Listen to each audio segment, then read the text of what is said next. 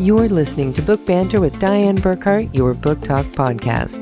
Join me every Wednesday for real conversations with authors and publishing insiders, where you get to connect with the humans behind the books you love. Let's get on with our show today. Well, hello, my happy people. Today is Wednesday, July 22nd, 2026, and have I got another amazing author for you today. My guest is an incredible woman. She has worked in finance with nonprofits and is a medical doctor and a pastor. Not only that, she's also an award-winning and best-selling author. She has created a powerful young adult dystopian series that explores hope, reconciliation, found family, and the resilience of the human spirit. During our conversation, we discussed the inspiration behind her books, her world travels, and so much more. But I think that's enough blather for me for right now. Let's get right to today's interview, but don't forget to stick around to the very end because we have got some amazing announcements for you before I let you go. But for now, please welcome to Book Banter with Diane Burkhart, the dynamic CC Robinson. Please tell everyone who you are and what you do. So I am CC Robinson. I am a young adult dystopian author, and I have chosen to really focus my attention at the things that divide us as people and fracture us and could ultimately lead to a fractured society. My debut series called Divided is all about the racial hatred that is in our hearts, expressing itself in our physical world. It's set 45 years after America has fought a civil war over racial issues.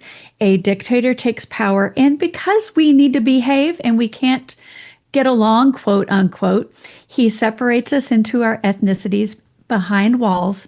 It's really meant to control us, right? And then 45 years later, you've got kids growing up in this society who have never met someone from another ethnicity. And that is the setting of my story. And the story is how 4 different teenagers from different areas met in an underground resistance movement and decided the world needed a change. The one thing that I think we really need to start off with is you didn't start out being an author. You're actually a well-traveled doctor. I sure am. Yes, I did not start off as an author, though I have always written stories. I think it's one of those unique things about us authors. We grow up and process life through the stories we tell in our heads or on paper. Mm-hmm. So I've always done that. That's never changed. I just never shared them with the world. But what I saw as a medical doctor, especially in several different post-Civil War situations, broke my heart. And I knew that it was preventable, that what these people had gone through was completely preventable if on the front end of that Civil War, people could lay down the guns in their hearts instead of taking up the guns in their hands. And so that is what motivated me to start writing especially the dystopian space. So I would imagine a lot of these experiences really influenced the characters that you developed as well. Yeah, I saw, especially in Sierra Leone, I saw resiliency among the people. I mean, here they had survived, some of them their entire lives in Civil War, never knowing anything but Civil War. And I, as someone who comes from such a privileged background in America, that was unfathomable to me. Mm-hmm. But as I got to know them, I saw that, okay, they have somehow managed to hold on to resiliency and hope in a way that I don't think we create in our very comfortable culture. But at the same time, they needed help from the outside to even have a hope of recovering. And so, yes, absolutely, the characters I've created were molded in part from the people I met. I don't ever take anyone, pluck them out of real world and put them in my fictional world. I never do that. Yeah. There's always like, oh, this person reminds me of someone else in this one way or this one characteristic. And I wanted my characters to have that real world feel. Mm-hmm. And because of that, I borrowed from those experiences particularly in Sierra Leone, which had the longest running civil war we worked in. Now, besides working in medicine, don't you also work as a pastor? I do, yeah. Yeah. So I started off life in finance. Now I can really complicate things, right? And finance just, I wasn't feeling it with the money and really wanted to make a difference. So went to Vanderbilt Medical School, got my MD degree and my MPH at the same time and wanted to start clinics in underserved areas. Hmm. And so ended up starting out in Afghanistan during that war. That didn't last long, it was Taliban. And then going to Colombia, South America during their civil war. And then in South Africa during a lot of that transition and then into Sierra Leone. And becoming a pastor, I've been a Christian for a while, and the pastoral calling kind of happened after what I was doing in Africa. And we moved up to Cincinnati to plant a church, and that's how I became a pastor. But because I've run nonprofits for years and years, I mean, since 2002, I got anointed the administrator or executive person in our new church plant, and I'm still trying to get out of that job. But anyway, I digress. I would say, well, it seems like you have a lot of jobs that you have to keep track of. I'm sorry, I laugh. It's a coping mechanism because I juggle all the time. I just feel like I juggle, juggle, juggle. And I am trying to work myself out of a few of them so I can really focus. Okay, now here's a really good question that I've really started noticing with a lot of people who do so many things. Do you ever feel guilty when you relax and do nothing? Oh no, I used to. I used to, but let me tell you, therapy helps. It Hmm. fixes that one right up. I used to feel like I can't slow down because if I slow down, one of these plates that's in the air is going to drop and shatter, and everyone's going to be disappointed. And what I've realized over time is that while that may happen, they'll figure it out Hmm. and it won't break. Plates are amazingly resilient. They're not the glass or the porcelain plates that we think of. They're actually plastic. It's okay. You can drop those plates.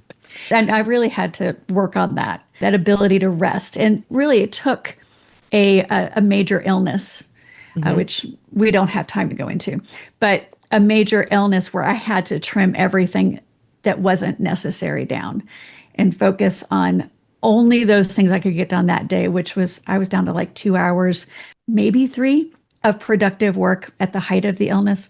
And I thought, okay, I just can't do this. So we've got to come up with another way of living. I do like the one comment that you made, though, that therapy does help. I am a firm believer in therapy. Yep. Yep. All these patterns from the past that I had no clue I was still living in. And you're like, that's not helpful. Let's just stop that. Mhm. And I'm built maybe a little differently than some people. I'm an Enneagram 8, so I'm a challenger, and I don't mind like firmly examining myself, confronting the issue, and changing. Like I embrace change. Mhm. I actually love change.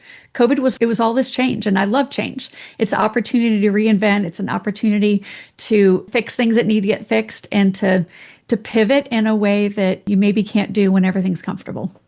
Yeah, when everything's comfortable, I think that's when we grow the least. Hmm. I agree completely. Yeah. Because if you're comfortable, why are you going to change anything? Exactly. Why are you going to grow? Why are you going to stretch yourself? Say if everything's good, why try something new? It's all good. Exactly. Leave it alone. Yeah. Yeah. Other than getting bored and you need to do something new, which yes, I Mm. also have that issue, getting bored. I get bored really easily. So now with all of these very different parts of your life, how does that come together as a writer? So my dystopian fiction is not overtly Christian at all. Hmm. I would like to say it's inspired by my faith in that I want young readers in particular, one, to read again. So, there's a mistaken narrative that young people don't read. They read, they just don't read what we think they read. Hmm. They do read. Now, I would like them to read again and be thinking. And so I don't want my faith to get in the way of that. I want to raise questions that we as a society should be asking, that young people can not only be thinking about, but may actually be able to change. And so my faith is not separate, it is inspiring.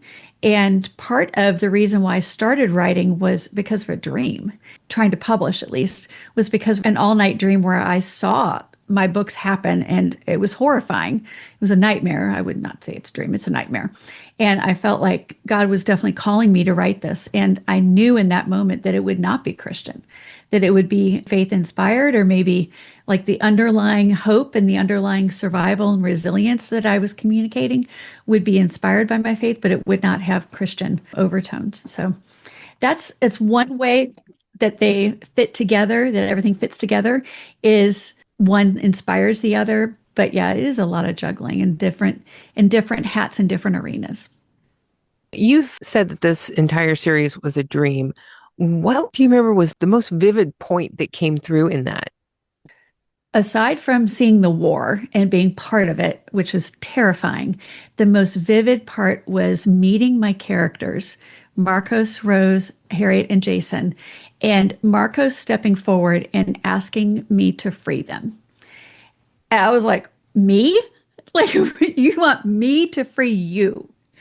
Okay, this is going to be interesting. What do you mean by that? And then I woke up and I'm like, God, what are you trying to tell me? And it took some prayer and some discernment, but that's when I knew, okay, I need to not only tell the story, but then write them into freedom. Hmm. That's So no amazing. spoilers. No spoilers, but freedom. Yes. Since you've started the series, have you had any reoccurring dreams? Have they popped back in to tell you whether you're going in the right direction Mhm. or asking for something new? Yes. So I mentioned I had written, but not at this level. Okay. Not at this scope. And going from writing a 5,000 word short story to a 4 novel series is an endeavor. And it took me many bad first drafts. Hmm. And sometimes I would get frustrated and give up. And that's when Marcos would appear.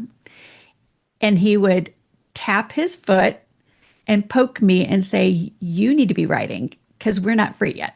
Hmm. And so then I get back into it. And listen, so it was, so yes, it's usually Marcos or the book I'm working on, whatever that main protagonist is. So when I was writing Betrayed, I would get Harriet dreams consistently. And she's so different from Marcos. She's much more like quiet, unassuming, but yet also persistent.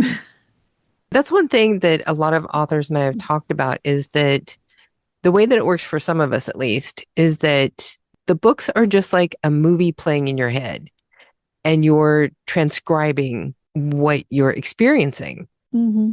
And the characters actually seem like separate people in your head. It's not you thinking about your characters.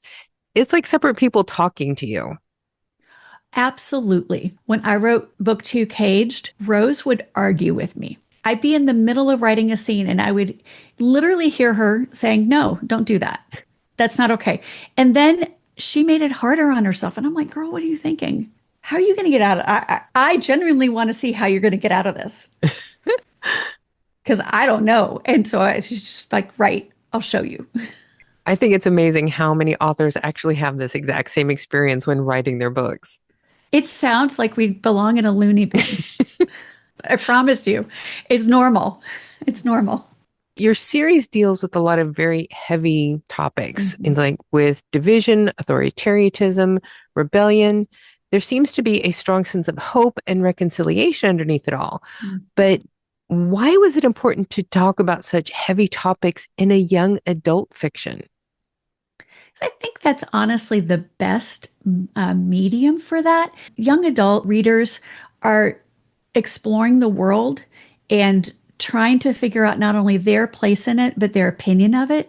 And I think it's the perfect time to not only influence a conversation, but to start a conversation and to bring up and create a world that allows for discussion and that allows for contemplation of different, oh, how is this similar to our world? How do you see this today? Do you see people like Junior today around you? And how do you respond to them? So, all of these questions can be probed in a young adult manner that I think maybe adults aren't willing, open maybe to probing in that way. Although I have many adults who read my books and who love them and love the conversation. I know a lot of adults who absolutely love young adult fiction. Hmm. They usually like it because it doesn't have the gratuitous violence or Hmm. intimacy in the books. They just have the story that drives the Hmm. book. Yeah, and that is one thing that drew me to young adult fiction because again, I really didn't want to see some of the adult content. I didn't want to Hmm. write some of the adult content either. And I feel like that's kind of expected in other genres. Hmm. And for young adult dystopian, you can really just make it be about the story and about the kids. And plus, I think we all are nostalgic for that age and time in our life. So there's something appealing about seeing kids do something that if you were to put yourself in that situation, you say, what character would I have been? Hmm. You know, who would I have been in that time? And would I want to make different choices now? So, which character are you? All of them. When you were that age, would you have been? I would say Rose is probably the most similar to me Hmm. as I was when I was in high school. Hmm. I feel like I have parts of Harriet in me, but also like just Marcos's determination. I would say check. Jason's empathy, I'm growing in. I'm growing in. He's probably the one I'm the least like. I admire him for like how he esteems others Hmm. and wants them to succeed and see them lifted up so much. So I'm growing toward that, but I would say, yeah, maybe a little bit of all of them. With these stories that are so complex and so many different heavy topics, are you somebody who has to outline everything carefully, or is it more instinctual writing? Do you discover your story as you go? Mhm. So I am probably a combination of those, and I think most authors are. I sketch out the highlights, those big moments in the story, and then I kind of like, color in between the lines. I don't know, in between them, and I kind of meander and feel my way. I I actually say that I'm more editor than writer Hmm. because I feel like I draft really quickly and then it takes me forever to edit everything. Yeah. And oftentimes I'm redrafting, I would say about a third of the book. I have found that I tend to like write the bare bones of the book and then go back and Mhm. add in the color.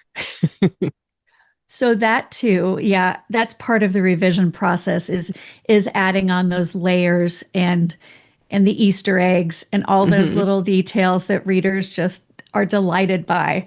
All of that comes in revision. Some of it gets sprinkled in the first draft as a stroke of brilliance that I cannot take credit for. It just sort of landed and happened, and I'm like, wow, okay, that's kind of cool. But most of the time, that happens in revision. Now, with everything that you do in your life, how do you keep yourself on track? How do you not get bogged down with all of these different projects that you're involved in? Yeah, it's a great question. So that illness that I mentioned, really struggling with for 18 months, it forced me to prioritize and whittle down to what's very important. Hmm. And so every day in the morning, I have my focus time that is that one thing that I want to get done that day. And maybe it's an hour block, maybe it's a 2 hour block, but that's my focus. And then at the end of that time, I fit in kind of all the other things, all the other tasks, and maybe I'll pick one or two of those.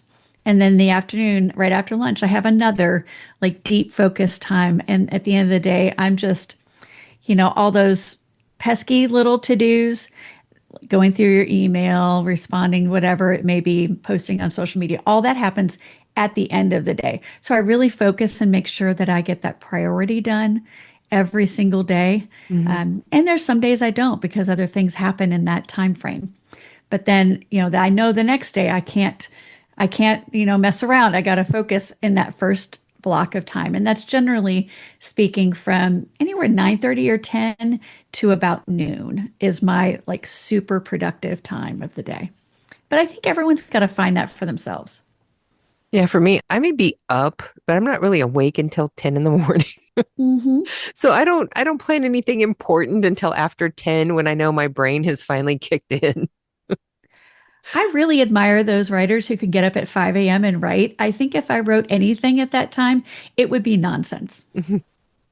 Yeah, I actually know a couple of writers that do that. They get up very early before the rest of the family gets up and they spend their time getting in some good writing. And I'm like, Mhm. I could do that at like 2 o'clock in the morning to 4 o'clock in the morning, and I would be on point for that. But having to get up at 5 o'clock and try and write, it would be gibberish. Yeah, I admire those people. That is not me. What has surprised you most about becoming an author after spending so many years in medicine and the ministry? How is it different for you? Yeah. I think in medicine, especially, you have defined jobs.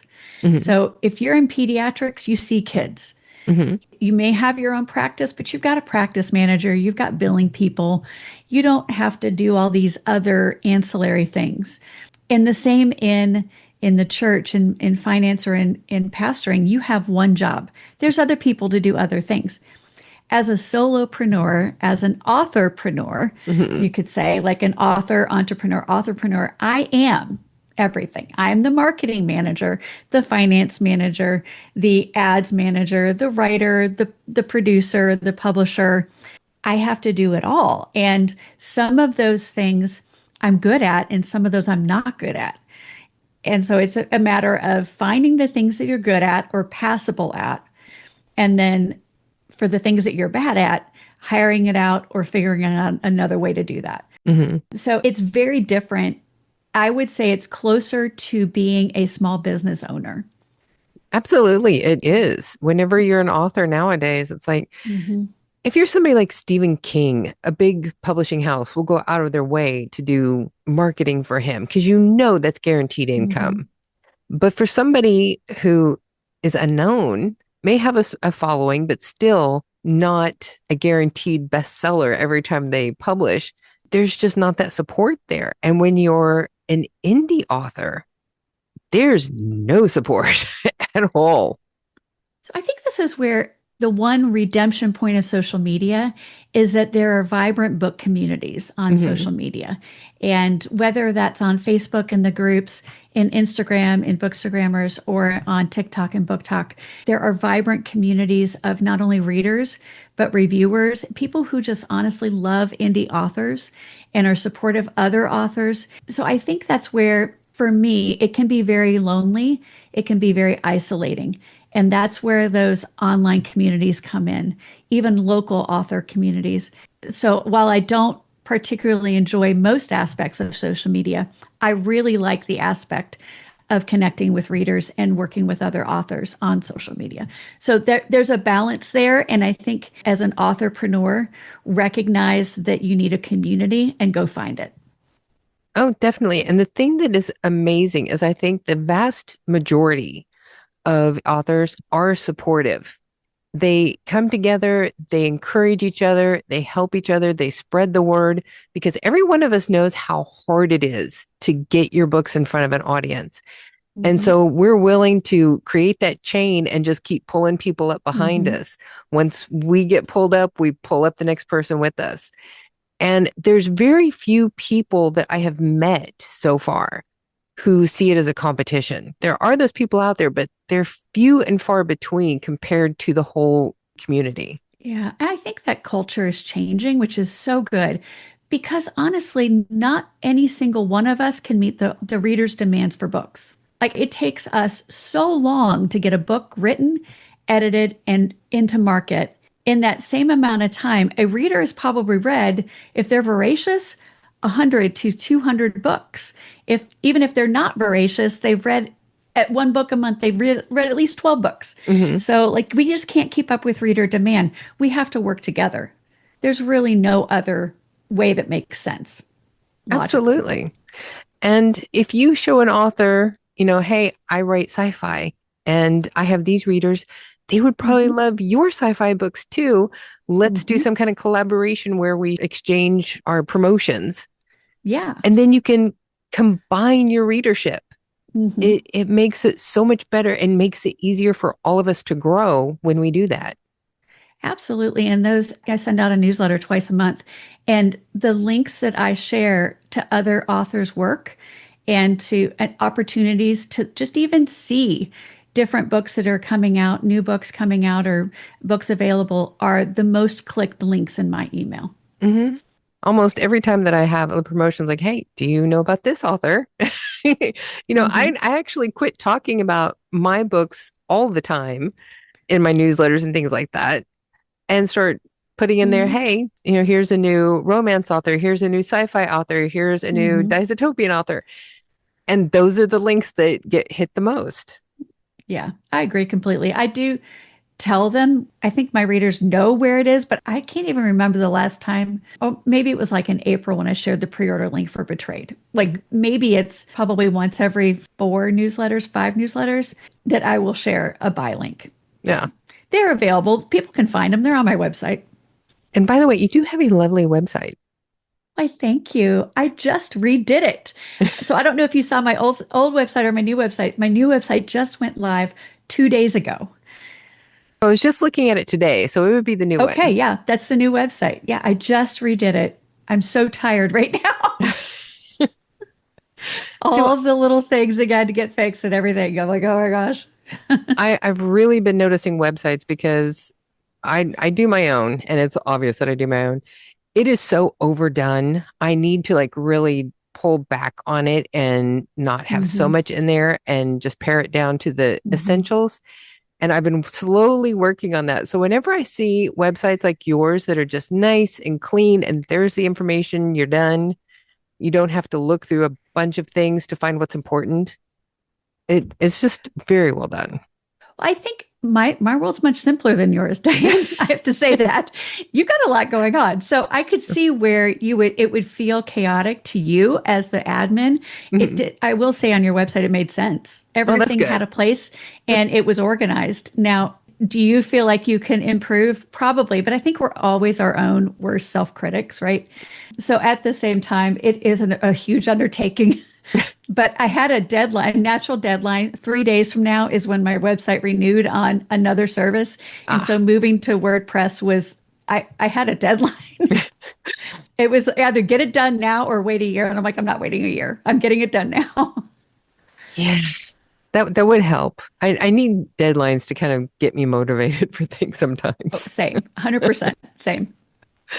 So now is a good time for you to go ahead and give us the full synopsis for Divided, the first book in your Yes. series. So Divided is the story of a young man, Marcos, who just wants to escape his life. His father is abusive. He's trying to get Marcos to go down a career path that Marcos does not want to go down and is manipulative. So one day, Marcos just decides, I've had it, I'm done. And he is the first Queenstown citizen to escape the walls. So he gets out of the city and is running through the abandoned city beyond that's not rehabilitated after the war, seeing all the destruction and realizing, oh, this is much bigger than I'd ever thought. This is a big issue in a situation. Now, what am I going to do? I left my sister back there with him, with his abusive father, and I have to protect her. And so he's realizing I need to go back. So as he's trying to come back into the city, he gets caught and he ends up in a secret and illegal labor camp. And as you do when you're an 18-year-old young man, you think, well, I want to be free, so let's just free the whole labor camp. So he gets connected with an underground resistance movement, meets people for the first time in his life that don't look like him, who didn't grow up in his Havana area. And he is just blown away, realizing that there's not only something wrong in his life, there's something wrong in his nation and we've got to fix it. We've got to bring change. And so I won't spoil it, but he meets his friends, Jason first, and then Rose and Harriet, and they work together and do a lot of fun stuff that first book. And it sets off a cascade that then continues through the rest of the series. Caged, book two, Betrayed, which is coming out in August, and then United, the finale in October. That is a rather tight production schedule. Between Betrayed and United, Hmm. yeah, I had this great idea last year that I would not recommend anyone else do. I wrote the books back to back. I sent them to my editor back to back. And then I revised them back to back. And then I sent them to my copy editor back to back. And now I've produced them back to back. And now the arc is done for United. I'm holding it, giving readers time to read Betrayed, because I'm like, they can't handle that tight schedule like I can. And part of me is I just want to be done. I want to get this done and out at the same time as I want to be able to promote the entire series together and just finish off this chapter. But yeah, I don't recommend anyone do what I did. It was insane. Do you have another series planned for after you finish this one? I have a few ideas ruminating around in my head. One I'm going to be extremely secretive about. Another involves I'm struggling to even know how to describe it, but it will end up being a commentary on how we deal with mental health. I'll put it that way. Mm-hmm. And it is dystopian, mixed with maybe a little bit of elements from lit RPG. So Interesting. yeah. So now seems like the perfect time to do our 5 quick questions that never turn out to be quick, but I'm just too nosy to stop doing it. I love it. Are you ready? Fire away. Question 1. As we've talked about, you have already worked as a doctor in several countries and seen some pretty harrowing things. But what is one memory from those experiences that always brings a smile to your face? There's a lot of memories. I think one of the most encouraging things, and I would, instead of a smile, I would say probably tears, is meeting 2 young men in Sierra Leone. They were from neighboring villages and during the war got recruited to opposing sides of the Civil War. One ended up being part of the massacre of the other's village, including his own family, and including this young man's family. And in a post-war rehabilitation and reconciliation program, they met and they both forgave each other. And they ended up both graduating in a tailoring program and becoming tailors, actual like people that sew things. Mm-hmm. So that I would not say a smile. It was always the kids that brought the smiles, just their innocence, their openness. But that is one story that will always stick with me. That would be a story to just definitely show hope. I mean, to be able to forgive somebody that was participating in something like that, that takes a lot of... It blew me away. Yeah, that's amazing. Mm-hmm. Now, question 2. Considering all the different countries that you have visited, what country's food do you miss the most? Oh, that's hard because like every day is going to change. What country's food I miss the most? I would say right now, it's the last country I was in, the Philippines. Mm-hmm. Other than that, the country's food that I routinely crave and want to go experience, I've actually never been to, Brazil. Oh, wow. I love Brazilian food. The Brazilian steakhouse experience is just phenomenal and amazing. I'm always wanting to do that. I get to do it maybe once every other year. So I love African food as well. I really like food. I have no problem traveling because I don't mind adventurous cuisine, except no balut. It's their fermented egg in the Philippines. That's I draw the line at like brains and balut. Yeah. I don't think I would ever want to do the fermented egg. It just, I don't know. There's something about it that, no. I've tried a lot of weird foods in my life traveling around the world, but I don't want to do that one. Oh, same. I love fufu. It's a uniquely West African dish. It's incredibly hard to find anywhere.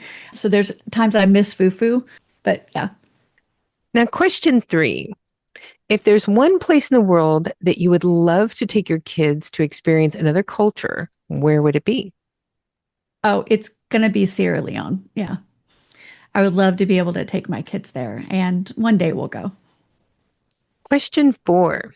As a dystopian author, what is your favorite genre to read? Oh, that varies. I'm a very like moody reader. Right now, I'm reading a sci-fi, Children of Time, Adrian Tchaikovsky. It's otherworld, like terraforming. The spiders are sentient. It's horrifying in a lot of ways. I can only read so much of it at a time. And then Okay, there's just times when I get sentient on like, spiders just sent a I know chill when down I my said sentient spine. spiders, everybody cringed. I actually really love their characters. It's the ants that make me like horrified.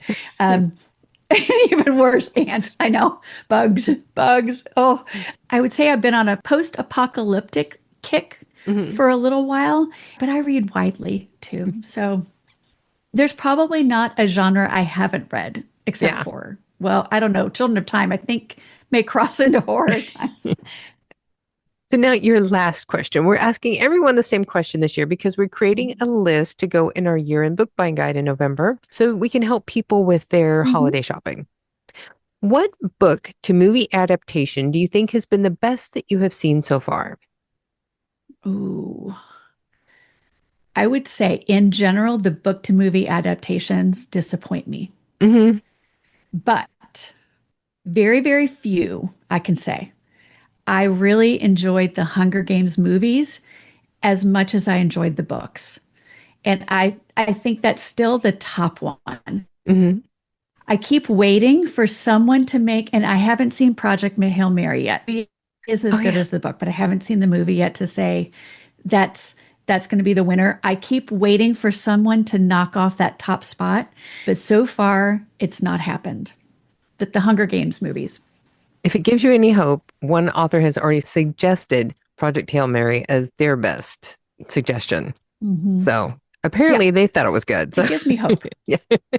I keep hearing this and from other authors, so I do trust other authors' opinion. I just haven't seen the movie yet. So now what is next on your schedule? I mean, do you have any book readings coming up? Do you have any conventions that you're going to? I do have some events coming up in November. I'm going to be at Reader Nation in Las Vegas. Oh, nice. And I've got a few other like local Ohio events between now and then. But that's the big one. That Hmm. is where the big draw will be at the Horseshoe Hotel, Horseshoe Casino and Hotel. I think it's November 13th and 14th. Andy Weir is going to be there, actually. Talk Oh, about nice. Project Hail Mary. Hmm. Yeah. So that's the big one. But literally Monday morning, I start writing again. And I won't be talking about that project, though. That is a secret project for right now. Now, have you ever considered coming to the Frankfurter Book Mesa? I would love to come to the Frankfurt Book Fair. Have I considered it? Sure. It's cost. Yeah. I was in Germany as an exchange student right after high school Oh, wow. in the Munich area. And so I love Southern Germany, been to Frankfurt, hung out in that and the environs of that area. So yeah, I would definitely consider it. If I come, I'll give you a call. Definitely, because we plan to be there every year for the foreseeable future. And next year Yay. is actually, I believe their host country is Chile, and my husband's from Mhm. Chile. So we're definitely hitting that Oh, one. Chilean food is good. Oh my God, it is. And my husband loves to cook. So I'm a very happy Oh, person. you are one blessed person. So now remind our listeners who you are and where they can find your work. So I'm Cece Robinson. I'm a young adult dystopian author, and they can find me at ccrobinsonauthor.com. And I have a special offer for your listeners, actually. They will get my prequel novella, Upheaval. It's the post-apocalyptic setting for Divided, free when they sign up for my newsletter list. And that is at ccrobinsonauthor.com slash, I think forward slash, backslash, whichever way the slash goes, book banter. And they can access that offer there. Fantastic. And we will have links to all of your social media and to this offer in the description of today's podcast. So everybody can just click and go get that prequel. And by the way, I love the cover art on your books. And I saw the prequel on your website. The covers are amazing. Thank you. I am so happy with them and I love how good they look together. Like when Hmm. you do a fan of the books, they look so pretty. And you can tell it's all a series. I mean, Hmm. the cover art just goes straight across on Hmm. all of them. It's amazing. It's the same designer for Mhm. all four, and I'm very happy with them. Yeah. I can see why. Yeah. Thank you so much for joining me today. This has been absolutely fabulous. Thank you, Diane. I had a lot of fun. So there you have it, folks. That was my interview with the incredible Cece Robinson. I have no idea how she keeps up with everything she does. It is quite impressive. If you have not yet discovered the Divided series, now is the perfect time to check them out. The first 2 books are available now, while books 3 and 4, Betrayed and United, are currently available for pre-order and will be released later this year. You can start reading the series today and continue the saga when the final 2 books have been released. And don't forget to grab Cece's special book banter offer for our listeners. Just visit ccrobinsonauthor.com/bookbanter to sign up for her monthly newsletter and receive a free prequel novella connected to her Divided series. Her newsletter is just sent out once a month. You can unsubscribe at any time, and Cece doesn't share your information. You gotta love that. You can find links to all of Cece's information and her special offer for our listeners in the description of today's podcast. Now, next week, I'll be joined by Rebecca Caprera, author of the exciting new middle grade novella in verse, Ava to the Max. The story follows 12-year-old Ava, a fearless motocross racer who is known on the racing circuit as Ava Knievel. But she keeps her passion a secret from her classmates because she fears being bullied for it. We'll talk about Rebecca's inspiration for the story and so much more. So be sure to come back next week to check out my conversation with another great author. Now, before I let you go, I want to give you all a little Burkhart Books and Book Banter Productions news. As always, I want to remind you to join our mailing list at burkhartbooks.com/subscribe. You can find a link to that in the description of the podcast. This is the best way to stay up to date with everything happening on both sides of our business, including our books, podcast, magazine, and all of the projects I'm working on. And let me tell you, there's a lot of them. I would also like to invite you to follow Burkhart Books and Book Banter Productions Facebook pages if you aren't already doing that. I have been sharing behind-the-scenes information about all of the projects that I have in the works, and more is coming. I'm actually using these posts for a little self-accountability too, to keep me motivated, and I would appreciate any feedback I can get from you to help keep me going. If you have been following our upcoming Haunted Hearts Paranormal Romance series by D.S. Stevens, you will love our weekly Spectre Sunday posts on Facebook. In case you aren't aware, Spectre is the name of the reality ghost hunting TV show that is featured in the Haunted Hearts series. We're sharing behind-the-scenes character dossiers, emails between the characters, case notes, and other behind-the-scenes information connected to the real ghost hunting adventures that inspired this series. The first novel, Langston Watch Hotel, is currently planned for a release later this year. And lastly, I just opened the official swag shop at burkhartbooks.com. You can find the link on our main page of the website. We already have several products available with so many more on the way. You'll find merchandise connected to our book lines, Book Banter with Diane Burkhart podcast, and Book Banter magazine, along with general items created for authors, readers, and any book lovers who are out there. And I just want to take a moment to thank all of you because of everything that you do, from listening to the podcast and joining our newsletter, to following us on Facebook and shopping the swag shop. Everything you do helps support Burkhart Books and all of my efforts to build this business from nothing, and allows me to do everything I am doing to help bring readers and great authors together. Well, I think that's enough for today, folks. So you know what that means. It's that time. It's time for you all to go forth and be really happy that I don't need that much sleep so I can keep doing all of this. Thank you for joining us today. Be sure to subscribe to Book Banter with Diane Burkhart on your favorite podcast streaming service. Because if you love books like we do, you do not want to miss a single episode of this podcast.